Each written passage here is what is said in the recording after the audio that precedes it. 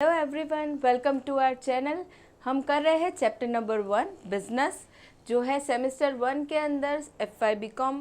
ठीक है, चलिए स्टार्ट करते हैं। आज रहेगा हमारा लेक्चर नंबर 4। आगे 3 लेक्चर हमने ऑलरेडी कर लिए हैं, लिंक मिल जाएगा आपको डिस्क्रिप्शन बॉक्स में। So let's start.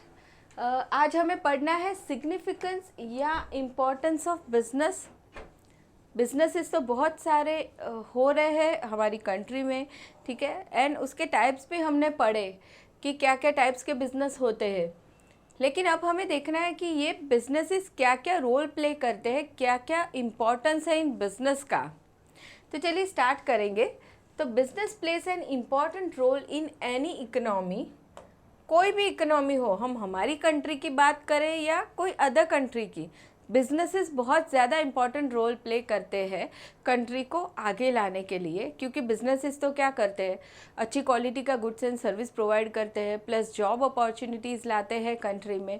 ठीक है, जिनको जॉब मिलती है उनका स्टैंडर्ड ऑफ लिविंग इंक्रीज़ होता है, परचेसिंग पावर इंक्रीज़ होता है। ठीक है, काफ़ी सारा डेवलपमेंट आता है due to businesses. Now, it benefits several sections of the society. It is significant not only to business firms and consumers but also to government and society as a whole. अब business चल रहा है तो ऐसा नहीं है कि जो लोग बिज़नेस के अंदर इन्वॉल्व हैं उसे ही ये हेल्प करेगा, ऐसा नहीं है। या फिर ऐसा नहीं है कि कस्टमर को गुड्स एंड सर्विसेज मिल रहा है तो उनको ही बेनिफिट करेगा, ऐसा भी नहीं है। वो सोसाइटी को भी हेल्प करेगा, गवर्नमेंट को भी हेल्प करेगा। जैसे हमने अभी बात की कि सोसाइटी में लोगों को क्या होगा, जॉब मिलेगी, जॉब अपॉर्चुनिटी मिलेगी, उनकी इनकम बढ़ेगी, परचेसिंग पावर बढ़ेगा।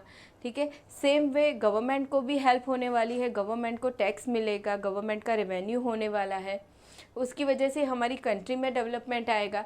जैसे हमने कंस्ट्रक्शन बिजनेसेस की बात की थी, तो कंस्ट्रक्शन बिजनेसेस क्या करते हैं, कंट्री में इंफ्रास्ट्रक्चर बढ़ाते हैं, ठीक है, कंट्री का डेवलपमेंट करते हैं। चलिए, तो एक गवर्नमेंट को भी हेल्प करता है, सोसाइटी को भी हेल्प करता है। Now the role of business can be broadly divided into 3 groups as shown in the chart. ठीक है, अभी बिजनेस का रोल हम स्टडी करेंगे। 3 जिसको बेनिफिट हो रहा है, 3 लोग, उनके ज़रिए। सबसे पहला आता है business form, consumer, second is and third is society. सबसे पहला हम देखेंगे बिजनेस फर्म। अब बिजनेस चल रहा है तो वो बिजनेस फर्म को या ऑर्गेनाइजेशन को सबसे पहले तो फ़ायदा करवाएगा, तो वो क्या क्या उसका इम्पोर्टेंस रहेगा। उसके बाद कंज्यूमर के बारे में देखना है और उसके बाद सोसाइटी। बिजनेस फर्म को वो ऑब्जेक्टिव्स पूरे करवाएगा, प्रोडक्ट डेवलपमेंट, सोशल स्टेटस होगा। कंज्यूमर को हम देखें तो क्वालिटी गुड्स मिलेगा, गुड प्राइसेस पे स्टैंडर्ड ऑफ लिविंग बढ़ाएगा, और भी काफ़ी सारी चीज़ें आएगी। सोसाइटी की बात करें तो एम्प्लॉयमेंट बढ़ेगी, सोशल वेलफेयर होगा, सोशल ऑर्डर होगा कंट्री में। चलिए अभी स्टार्ट करते हैं। सबसे पहला देखते हैं significance to business firms. Business firm के लिए क्या सिग्निफिकेंस है बिजनेस का। Business plays an important role to business firms. The manufacturers, marketers, traders and even service provider derive benefit from business. Now सबसे पहला जो फ़ायदा है या सिग्निफिकेंस है वो है अचीवमेंट ऑफ ऑब्जेक्टिव्स। कोई भी टाइप का बिजनेस हो, वेदर वो सर्विस प्रोवाइड कर रहा है, मैन्युफैक्चरिंग है, ट्रेडर है, कोई भी हो, इंपोर्ट का हो, इंपोर्ट एक्सपोर्ट का हो, कोई भी बिजनेस हो, सब बिजनेस के कुछ ना कुछ ऑब्जेक्टिव्स होते हैं। ठीक है, तो ये जो बिजनेस के ऑब्जेक्टिव्स होते हैं, ऑर्गेनाइजेशन के ऑब्जेक्टिव होते हैं, वो फुलफिल हो जाते हैं बिजनेस एक्टिविटी के ज़रिए।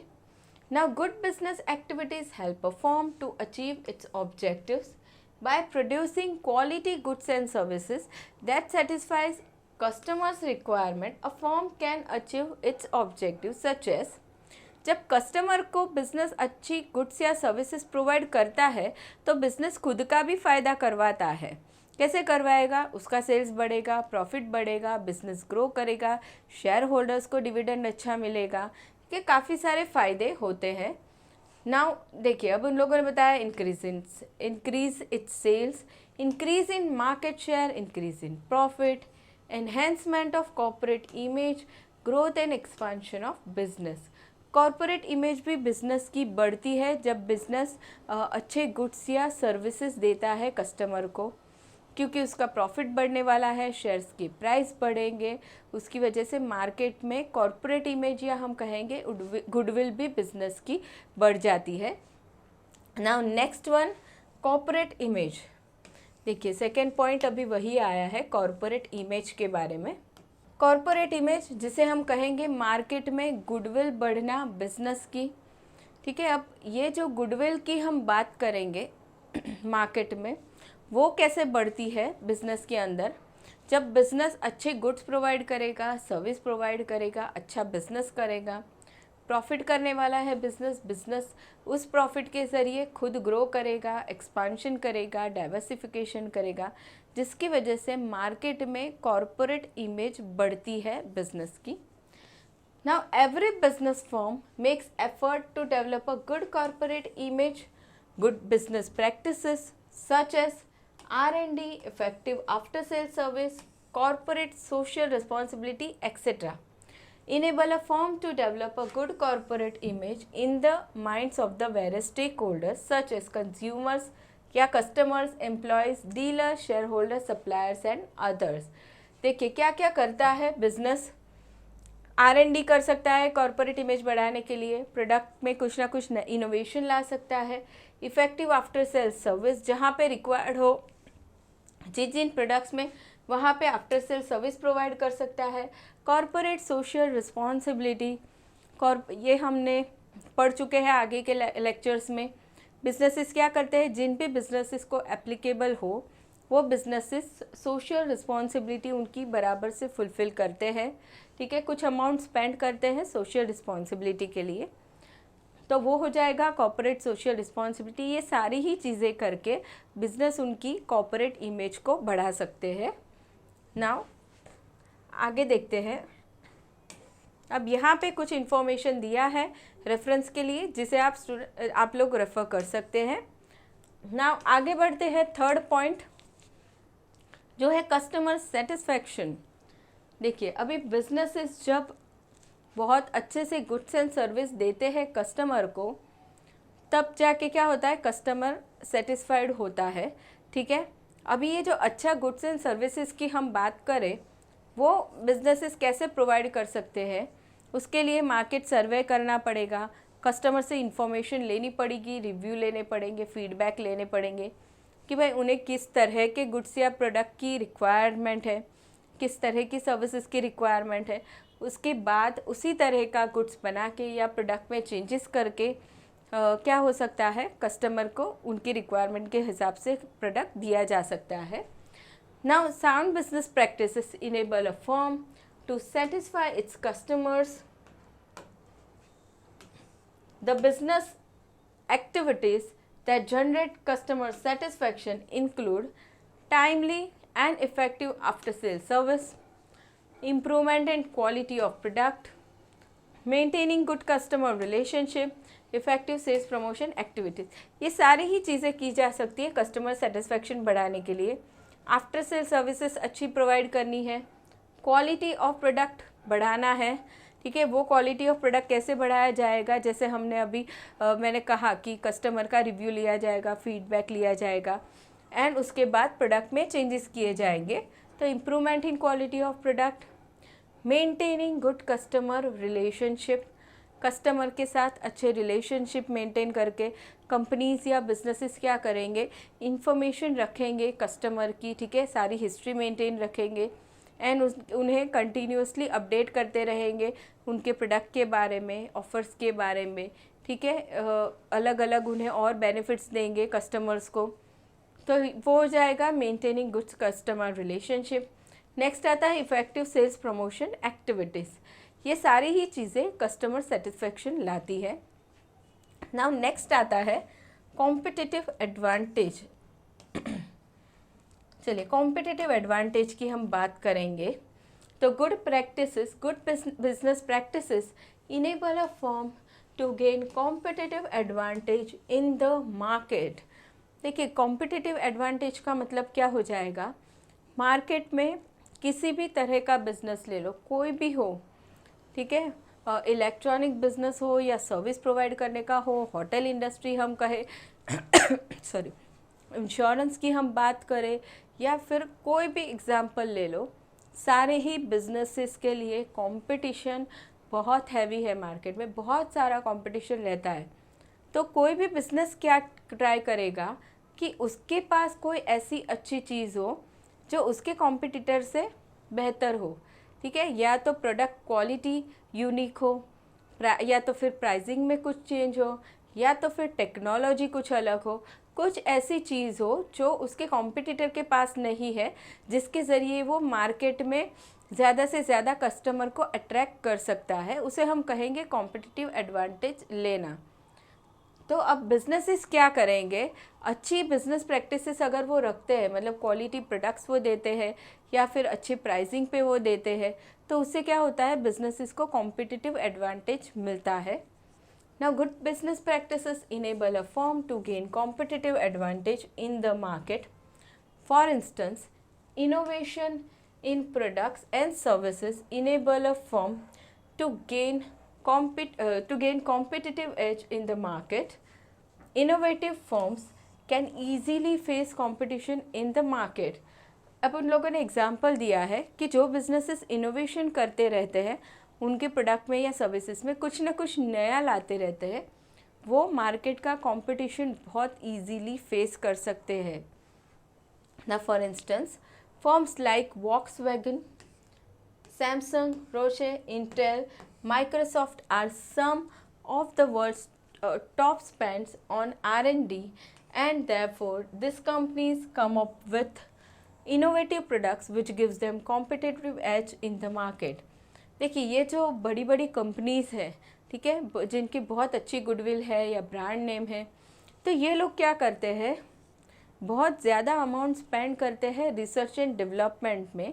अब ये रिसर्च एंड डेवलपमेंट एक्टिविटी करने से क्या होता है, उनके प्रोडक्ट में वो जो गुड सेल कर रहे हैं उसमें कंटिन्यूसली कुछ ना कुछ वो लोग नया करते रहते, इनोवेशन लाते हैं, एंड उसकी वजह से ही वो मार्केट में आगे है, ठीक है, कंपटीशन में वो आगे निकल सकते हैं।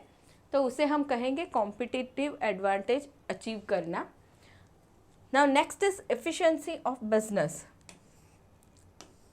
चलिए, एफिशिएंसी ऑफ बिजनेस की बात करेंगे।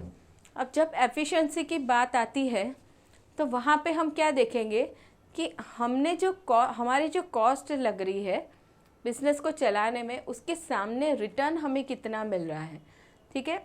अब ये जो रिटर्न मिल रहा है वो रिटर्न बहुत ज़्यादा है, अच्छा है, तो हम कहेंगे कि बिज़नेस इफेक्टिवली चल रहा है। और वो रिटर्न कॉस्ट के अकॉर्डिंगली कम है, तो हम कहेंगे कि बिज़नेस ज़्यादा इफ़ेक्टिव नहीं है। तो बिज़नेस ने हमेशा ही कैसे काम करना है कि कॉस्ट कम हो एंड रिटर्न्स ज़्यादा हो, ठीक है, तो उसे ही हम एफिशिएंट बिजनेस कह सकते हैं। Now efficiency is the relation between returns to the cost. A firm can be more efficient when it gets higher returns at lower cost. कम कॉस्ट में ज़्यादा रिटर्न मिल रहे हैं तो ही हम उसे कहेंगे कि एफिशिएंट बिजनेस चल रहा है। Certain business activities enable a firm to achieve higher efficiency, which include research and development, training and development, technology upgradation. देखिए, 3 चीज़ें करके हम efficient business कर सकते हैं। कैसे? सबसे पहला हम करेंगे research and development. Research and development हम करेंगे हमारे प्रोडक्ट या सर्विसेज में जो हम सेल कर रहे हैं, उसमें हम कुछ ना कुछ नया लाने की ट्राई करेंगे, इनोवेशन लाने की ट्राई करेंगे, ठीक है। तो हम सबसे पहला करेंगे रिसर्च एंड डेवलपमेंट। नेक्स्ट हम करेंगे ट्रेनिंग एंड डेवलपमेंट। अभी ट्रेनिंग एंड डेवलपमेंट हम एम्प्लॉयज़ का करेंगे। कोई नया एम्प्लॉय आया तो उसे हम ट्रेनिंग देंगे, या फिर जो एग्जिस्टिंग एम्प्लॉय है उन्हें भी जहाँ पे रिक्वायरमेंट है रेगुलरली, तो वहाँ पे हम ट्रेनिंग देते जाएंगे, एजुकेशन प्रोवाइड करेंगे, डेवलपमेंट करेंगे उनका भी। या फिर थर्ड इज़ टेक्नोलॉजी अपग्रेडेशन। जो भी मशीनरी हम यूज़ कर रहे हैं, इक्विपमेंट्स यूज़ कर रहे हैं, टेक्नोलॉजी यूज़ कर रहे हैं, अगर उसे अपडेट करने की ज़रूरत है जहाँ पे, तो हम उसे अपडेट करते रहेंगे, ठीक है। अपडेशन नहीं किया है, पुराना ही टेक्नोलॉजी हम यूज़ कर रहे हैं, तो वो हमारी कॉस्ट बढ़ाता ही रहेगा, ठीक है, तो ये 3 चीज़ें हमें करनी है एफिशिएंसी ऑफ बिजनेस बढ़ाने के लिए। नाउ नेक्स्ट आता है एक्सपांशन ऑफ बिजनेस। चलिए अभी एक्सपांशन ऑफ बिजनेस की बात करेंगे। Sound business practices help a businessman to expand his business.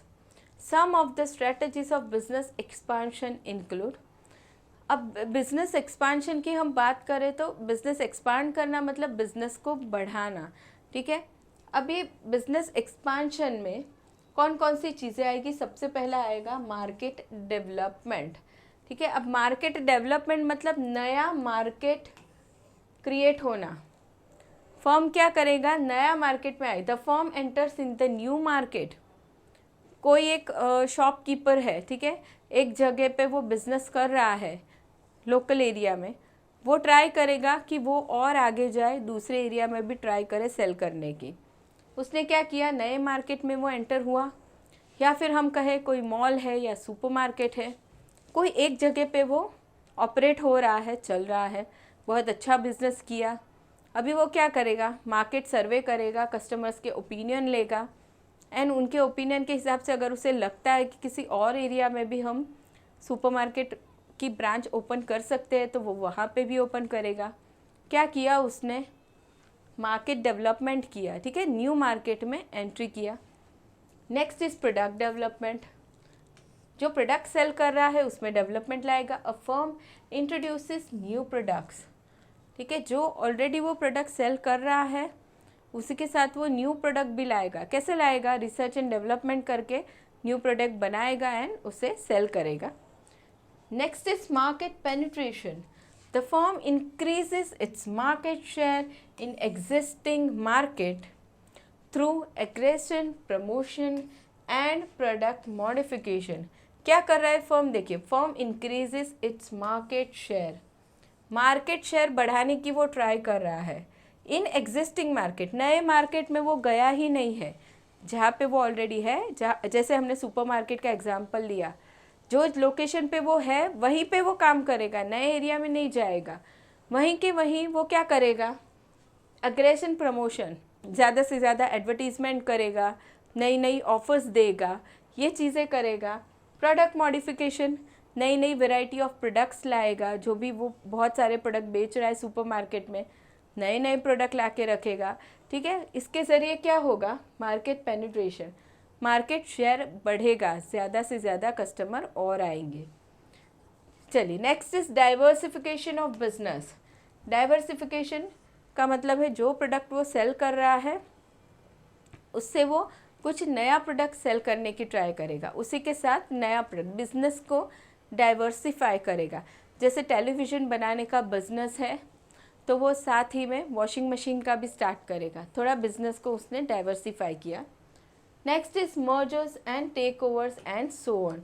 Merger करेगा या टेक ओवर करेगा, ये हो गया expansion of business. Next is economies of scale. चलिए इकोनॉमीज ऑफ स्केल की हम बात करेंगे तो इकोनॉमीज ऑफ स्केल कब आता है? ज़्यादा क्वांटिटी में जब गुड सेल होता है तभी बिजनेस को कुछ फ़ायदे मिलते हैं, ठीक है, उसे हम कहेंगे economies of scale. Good business practices such as effective after sale service, customer relationship management, CRM, product improvements, etc. enables a firm to increase demand for its goods and services. Increasing demand result in large scale production and distribution. Thus the firm gets economies of scale. ठीक है, क्या होता है? जब product की demand बढ़ती है market में, डिमांड कैसे बढ़ेगी? ये सारी चीज़ें करके, इफ़ेक्टिव कस्टमर रिलेशनशिप मैनेजमेंट हमने किया, आफ्टर सेल सर्विस हमने किया, तो प्रोडक्ट की डिमांड बढ़ेगी। डिमांड बढ़ेगी तो हमें सामने प्रोडक्शन बढ़ाना पड़ेगा, प्रोडक्शन बढ़ाएंगे तो हमें मिलेगा economies of scale.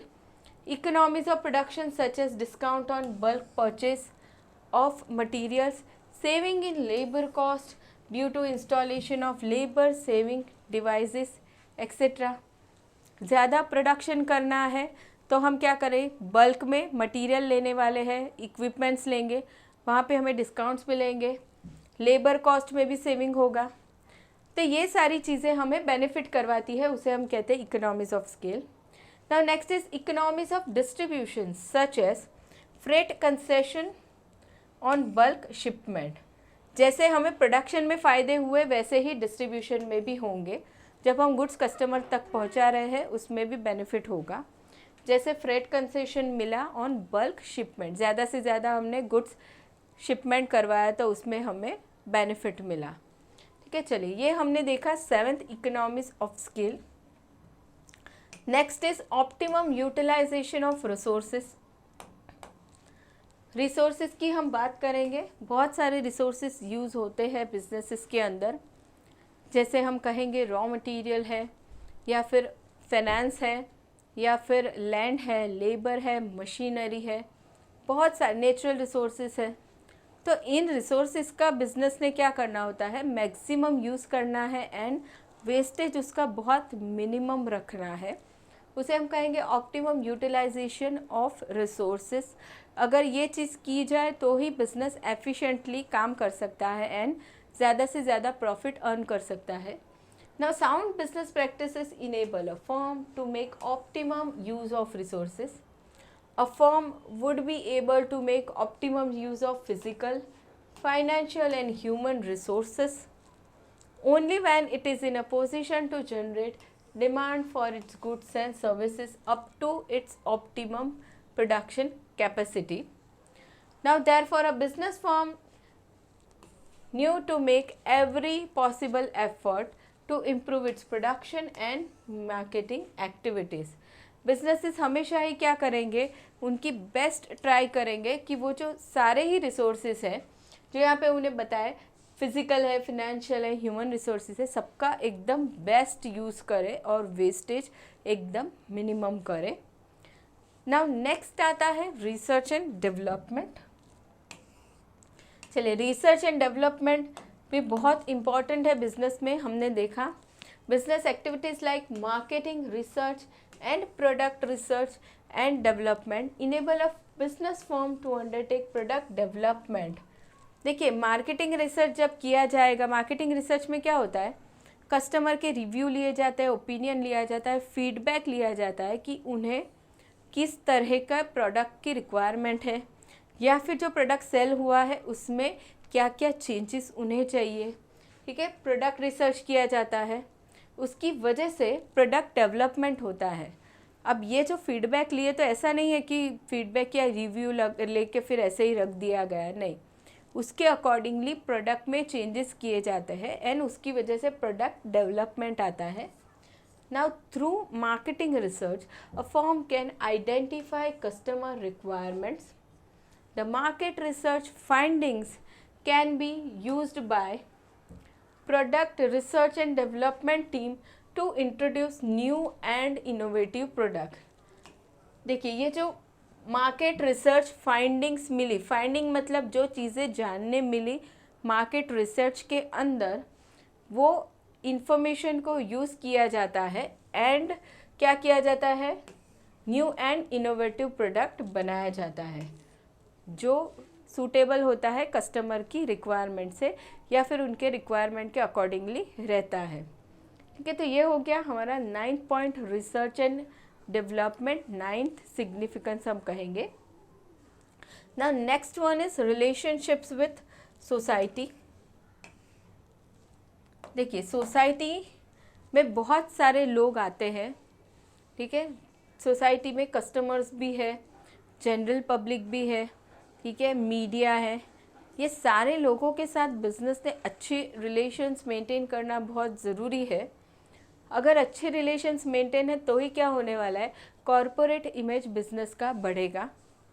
Now sound business practices improve relation of a firm with various sections of the society.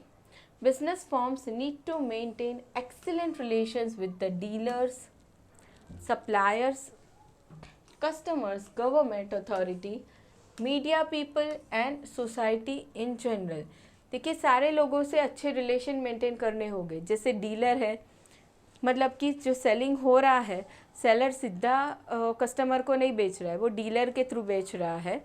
ठीक है, तो वो डीलर्स है, सप्लायर जिनके पास से रॉ मटेरियल लिया जाता है, कस्टमर्स है, गवर्नमेंट अथॉरिटी है, मीडिया पीपल है एंड सोसाइटी एंड जनरल। ये सारे लोगों का ही ध्यान रखना पड़ेगा। To be competent in business, a firm needs to adopt sound business practices. This would enable a firm to build, maintain and enhance relation with various section of the society. ये सारे ही लोग जो हमने देखे, इनसे अच्छा रिलेशन मेंटेन करने के लिए बिज़नेस को क्या करना होगा। जैसे मान लो सप्लायर की बात करें तो रेगुलर टाइम पे पेमेंट्स कर देने होंगे, ठीक है। कस्टमर की बात करें तो अच्छा गुड्स एंड सर्विस देना होगा गुड प्राइसेस पे। गवर्नमेंट की बात करें तो प्रॉपर टैक्सेस पे करने होंगे, ठीक है। दूसरी हम बात करें डीलर की बात करें तो प्रॉपरली उसे भी जो भी रिक्वायर्ड पेमेंट है वो करने होंगे, ठीक है। उनसे भी रिव्यू लेने होंगे कस्टमर के बारे में। ये सारी चीज़ें अगर बिजनेस करेगा तो ही अच्छे रिलेशनशिप रहेंगे उनके ये सारे लोगों के साथ। ये हो गया हमारा 10th importance. Now next one is societal status. देखिए, businessman enjoy a better status in the society. Now the social status can act as a motivating factor to undertake sound business practices. ये जो societal status है वो businessman के लिए एक motivating factor रहता है कि वो अच्छा बिजनेस करे, ठीक है। Now professional business person such as Ratan Tata, Narayana Murthy, Rahul Bajaj, Kumar Mangalam, Birla and other command respect and reputation in the society. देखिए, ये सारे लोग, ये सारे जो बिजनेसमैन हैं उनकी सोसाइटी में बहुत अच्छी रेपुटेशन भी है। There every presence motivates and influences member of the society to better their performance। अब इनकी वजह से क्या होता है, दूसरे लोगों को भी मोटिवेशन मिलता है अच्छे से बिजनेस करने के लिए एंड इन लोगों की बहुत अच्छी रेपुटेशन भी है सोसाइटी के अंदर। तो ये सोशल स्टेटस भी बहुत इंपॉर्टेंट रोल प्ले करता है बिजनेसेस के लिए। तो ये यहाँ पे हमने सिग्निफिकेंस देख लिया बिजनेस ऑर्गेनाइजेशन के लिए। अभी नेक्स्ट और बाकी है significance to consumers and significance to society, लेकिन वो हम करेंगे नेक्स्ट लेक्चर में। तो मिलते हैं नेक्स्ट लेक्चर में स्टूडेंट्स। वीडियो पसंद आया हो तो प्लीज़ लाइक ज़रूर कर देना। Thank you so much.